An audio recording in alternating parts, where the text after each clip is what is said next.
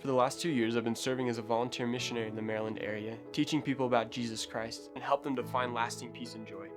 It has been such a privilege for me to be able to watch the power of Jesus Christ in each of these people's lives. And I've also been able to see that power in my own life. I'm also super excited to be back and to be able to start making videos again. I love to build things and it brings me a lot of joy and satisfaction. One of the things that brings me even more joy is being able to help each of you to be able to learn how to create things. I'm really looking forward to being able to continue to develop my skills as a woodworker and help each of you to do the same.